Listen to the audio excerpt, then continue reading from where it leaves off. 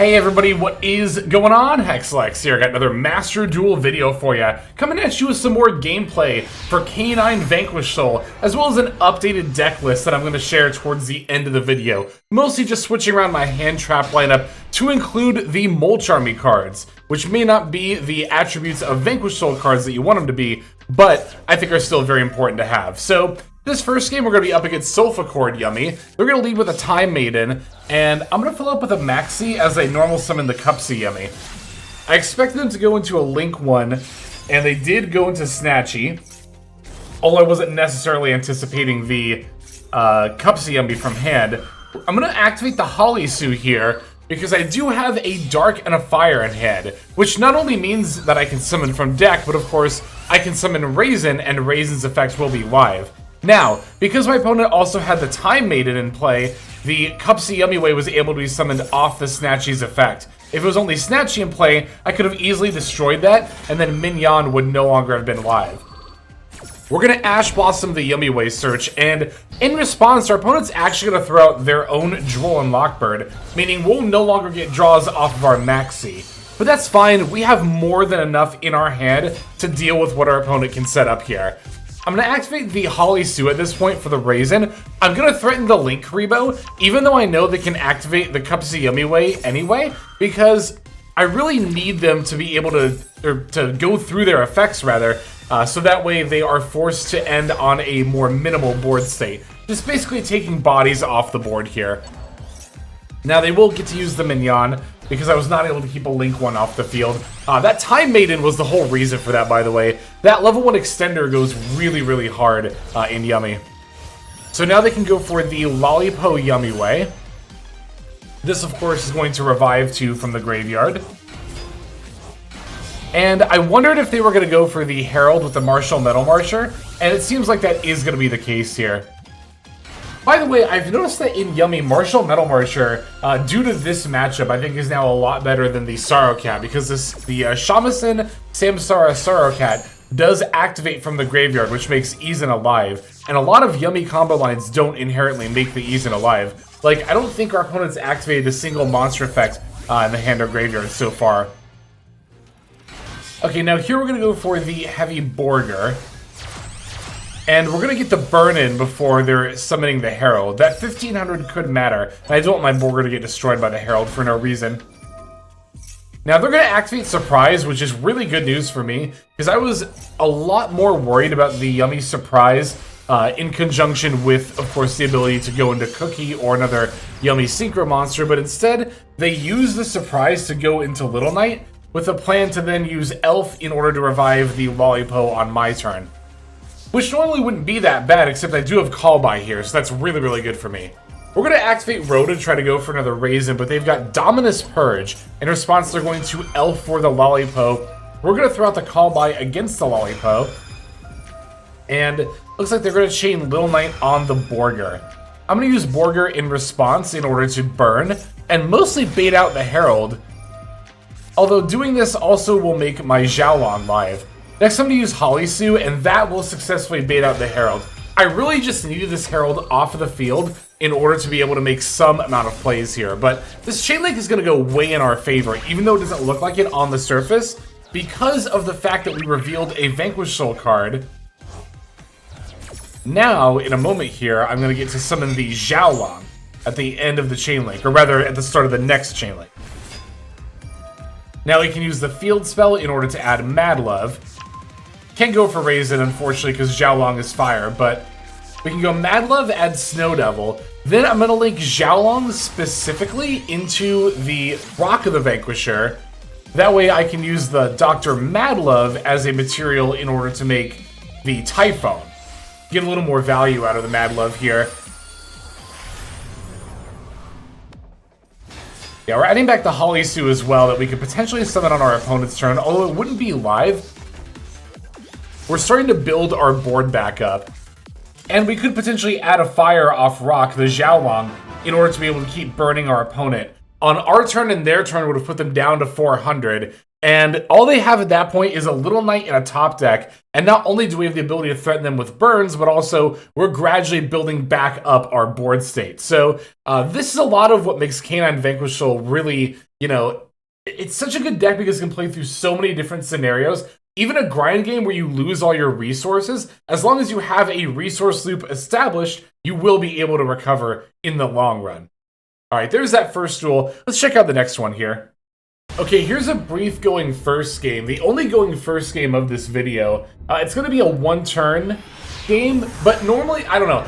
Normally, I don't like showing those, but I feel like in this meta, we're going to be seeing a lot more of that. As turn 0 plays are going to be more and more common, there's actually a lot of interaction even in a one-turn duel. So here we're in a mirror match, and I'm going to lead by normal summoning Mad Love and adding Vanquish Soul Start. We're then going to use that in order to target the Mad Love and add Caesar Valius, because I already have Hollysu in my hand, which I would add normally. I would have liked to have added Borger, but of course, Borger and Dr. Mad Love are both dark, and we need different attributes. So now we're going to activate Hollysu, revealing the Mad Love, not showing my opponent anything I don't need to here, although I will have to reveal the Ash Blossom as my fire monster. Now, I did make their K9 17 Izuna alive, which on the surface looks really, really bad. However, this is going to play out very, very well for us because I have the Maxx, meaning I'm going to get draws for both the Izuna and the Lupus.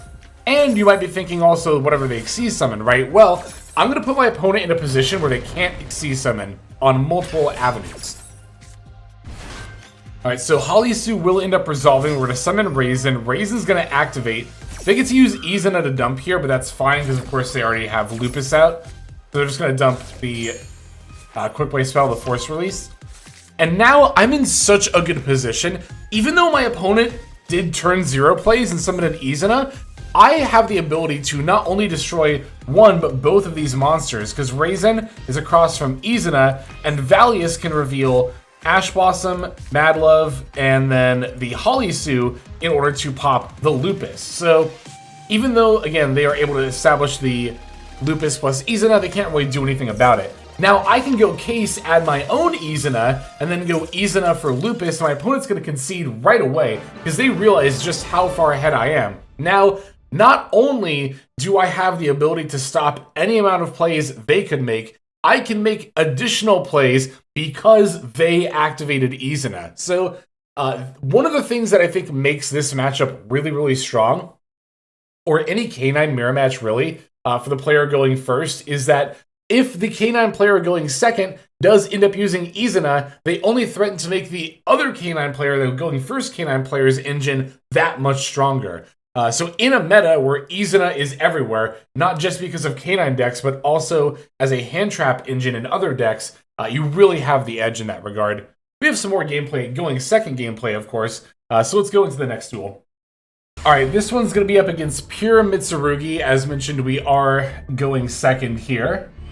This is definitely a deck where I don't mind going second, to the point where when I played in the top cut of the Deckmaster Cup I had topped, I actually played K9 Vanquish Soul in best of 3 games when I knew I would be going second.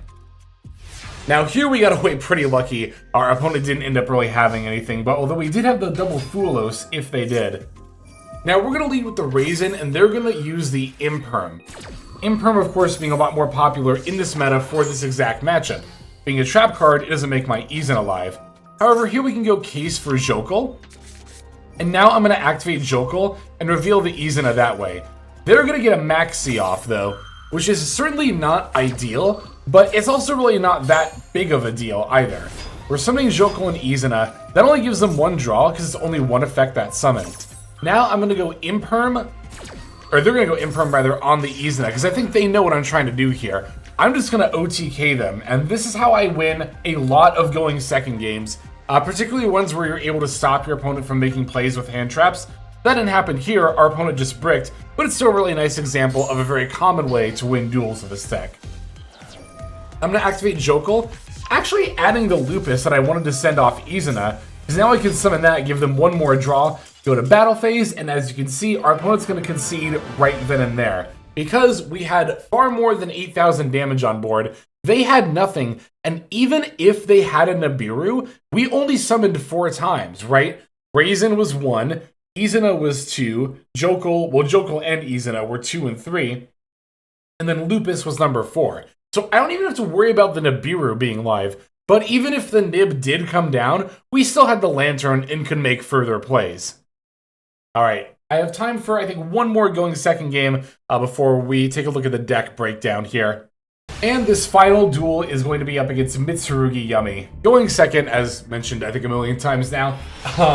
But yeah, no, the Yummy matchup is particularly difficult, I've noticed, or at least a little bit more difficult than other matchups. Not just for Izuna not being live, but Yummy has a lot of ways of dodging stuff like your Raise and Destroy, or, you know, Valius doesn't target, but they can set up board states really easily where the Valius Destroy isn't that good. And of course, they can always just extend into infinity when played with another engine. I think Pure Yummy is probably the worst variant at this point, mostly because of the fact that having another engine really lets you push through a lot. Now here they've got the setup with the Snatchy plus Marshmallow. Of course, I have fired off the Fuelos here, but they're going to give me minimal draw as well, comboing and making a maximum board here. Summoning the Murakumo from hand, they can add a Habakiri off the Aramasa, as well as the Saji grabbing Purification here. So that's going to be another negate we'll have to play through. Now, I want to talk about my hand a little bit, especially as we draw for turn. And this is really something that happens a lot with this deck. And that's the fact that your hand can brick a lot of the time. And that is really not ideal. Now, in this state here, like, minus the Noroi, that first initial 5 cards here, of course, the Fuelos got us the start, which is probably our worst possible top deck, considering we already have Mad Love in hand. Stake Your Soul until we drew Noroi actually didn't really do anything in this hand, because we already have both Borger and Mad Love. And yeah, Snow Devil, obviously, not ideal to have either. But now that I know I have the Noroi, I'm actually going to normal summon Mad Love. Noroi is not the Earth monster I wanted to see, but at least I have a way to get to Holisu now. I'm going to go for the Mad Love effect to try to bounce. They're going to use Great Purification. I'm going to chain Borger, which will not only let me save my Mad Love by bouncing it to my hand, it'll still be negated, just not destroyed. But now I'll also get a chance to draw a card. And hopefully get something at least a little bit better here. Alright, they're going to go for the Cup C Yummy Way. Murakumo gets to activate, as well as Yummy Way. I'm going to activate Borger and get my draw in here. And they're going to chain the Cup C Yummy Way effect, which I kind of figured was going to happen. It's pretty unavoidable. That's another pretty big strength of Yummy, not just in this matchup, but in particular. There's the second Mad Love. Terrible top deck again.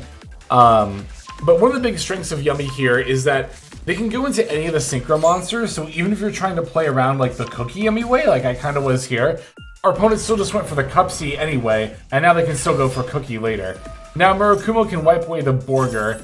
They're going to use Snatchy to place the Acro Quee, and really it was Snatchy threatening to put down the Acro Quee that caused me to concede here. Because, like, I could stake for the Holisu, revealing the Noroi in hand, but they have so many ways to disrupt me between the pop on the Acro Quee, turning one of my monsters face down with a Cookie, the Murakumo forcing me to discard. I just don't have a way out. And the really frustrating thing about that game was I could have had a lot of opportunities if I hadn't top decked the worst series of cards for me to get. But that's something that's really important about playing this deck, is that its biggest weakness, unlike playing a lot of other combo decks, is that you really are reliant on the specific cards in your total hand, rather than just needing one card to pop off in full combo.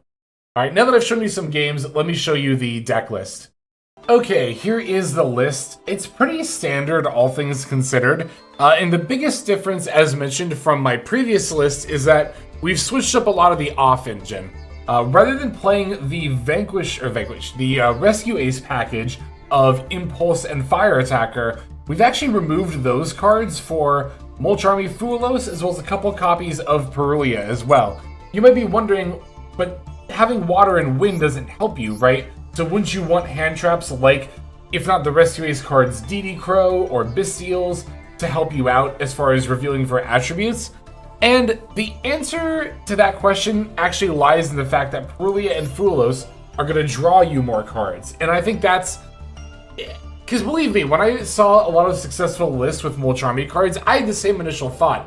But then I realized, well, okay, if these hand traps are drawing you a ton of cards, they're drawing you into those attributes that you need. So I think it's fine to run non-dark earth or fire monsters if they're good enough cards. And I think the Molcharmy monsters are good enough. Not only Fulos, but also Perulia is very, very good in this meta.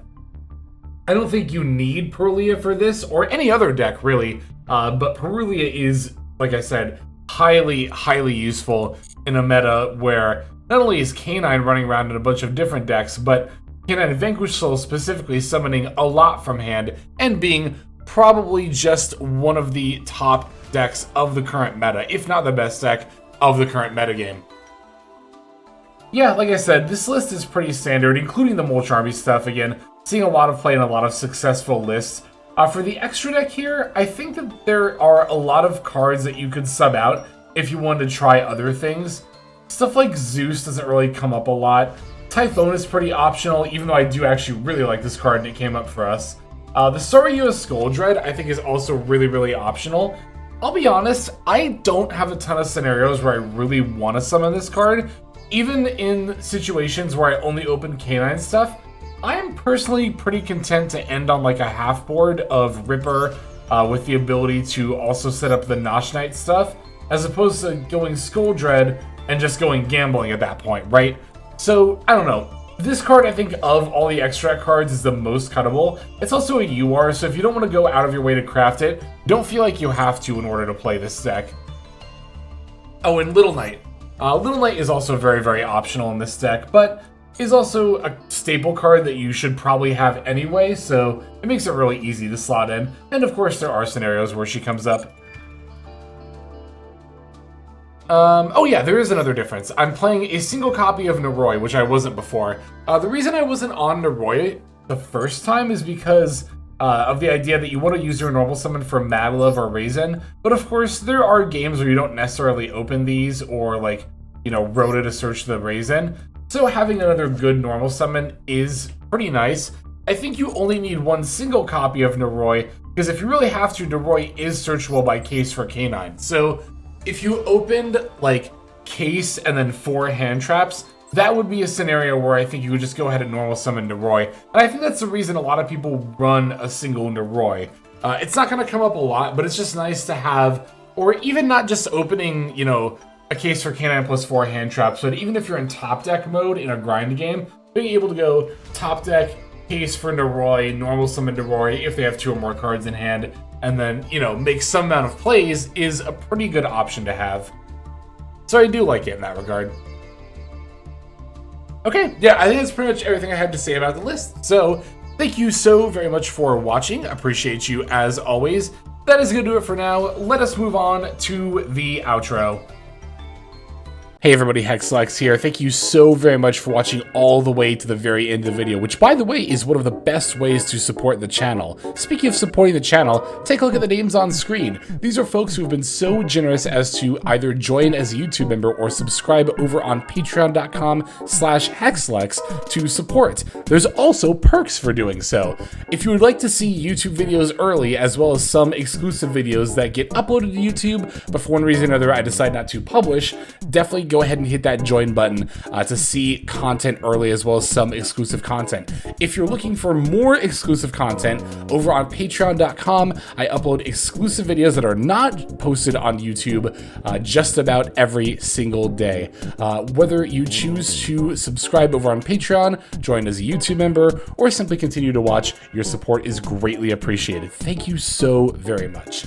But for now, this is Hexlex. I am signing out, and I hope that you have a fantastic day.